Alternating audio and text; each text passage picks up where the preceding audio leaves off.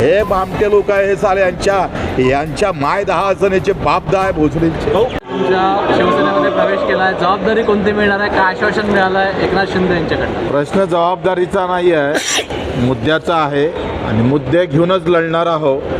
शिवसेनेचा एक नवीन चेहरा पाहायला भेटणार आणि तो शेतकऱ्यासाठी, दिव्यांगासाठी, मजुरासाठी लढणारा असेल.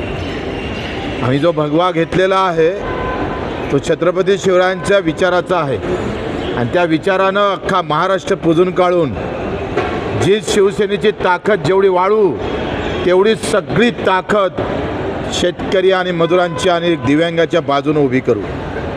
आमच्या शेवटच्या श्वासापर्यंत शेतकरी, मजूर, कष्टकरी, कामकरी, दिव्यांग हा सुटणार नाही. काही सुटलं तरी चालेल, पण शेतकऱ्यापासून आम्ही अलिप्त आणि दिव्यांगापासून अलिप्त होणार नाही. भाऊ, एक प्रश्न असा आहे की काही तुमचे कार्यकर्ते जे आहेत ते संभ्रमावस्थेत आहे की तुम्ही आता ज्या पद्धतीने संघटना बांधली, ते लोक काम करतायत, आता ते कोणाचं काम करणार? नाही, ते प्रहारचं, ज्यांना राजकीय काम करायचं आहे ते शिवसेनेत येणार, स्पष्ट बोलतो आहे. पण काही नालायक असतात, ते काही सुटत नाही. पण ज्यांना राहायचं आहे त्यांनी राहावं व्यवस्थित. मी कोणाला जबरदस्ती केली नाही, जबरदस्ती करणार नाही.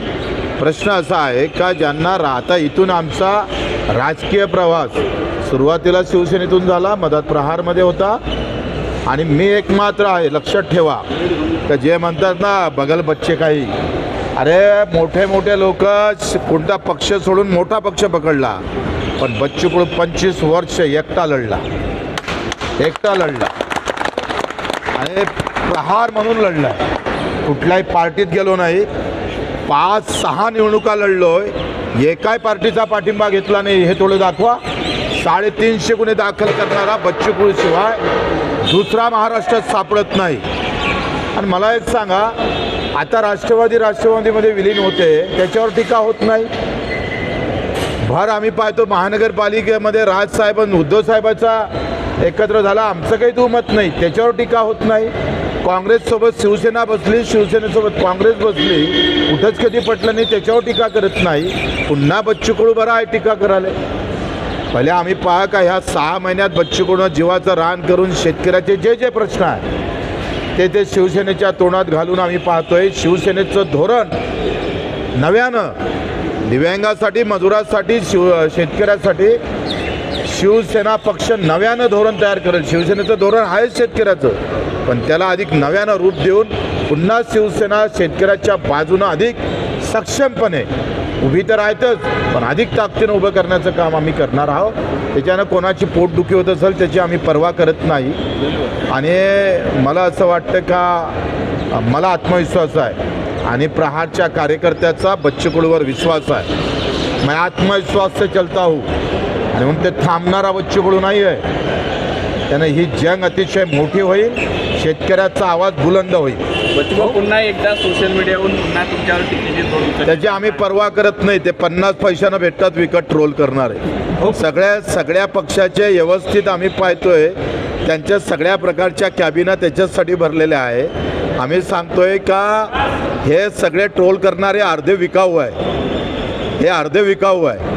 आणि तुम्हाला जर उद्या सांगून देतो, तुमच्या न्यूजवर माझे ट्रोल माझ्या बाजूनं किती दाखवायचं सांगा. 1-2 लाखाचा खर्च आहे, मोठी गोष्ट नाही आहे. आणि तुमच्यासारखा माणूस ट्रोलवर विचार करत असाल तो हम का डरने वाले. अरे चिंता आम्ही पाहतोय, नाव तर प्रभू रामचंद्रालाही ठेवलेलं आहे, बाबासाहेबालाही ठेवलंय, छत्रपतीलाही ठेवला. आम्ही तर त्याच्यातला एक लहानसा माणूस आहे. त्यानं हे आजूलचे फजूलचे जे येतात ना, हौसे नवसे गवसे, याला बच्चू कडू घाबरणारा नाही. शेतकरी आंदोलन पुन्हा आता तुमच्यावर टीका व्हायला लागल्या, अशांना तुम्ही माध्यमातून काय उत्तर द्या? कारण काय माझं म्हणणं आहे का बच्चू कडूवर विश्वास ठेवा आणि बच्चू कडूचा आत्मविश्वास आहे याच्यावर तुम्ही मजबूत राहा. हे अशा पाखंडी गिखंडी लोकांवर काही चर्चा करू नका.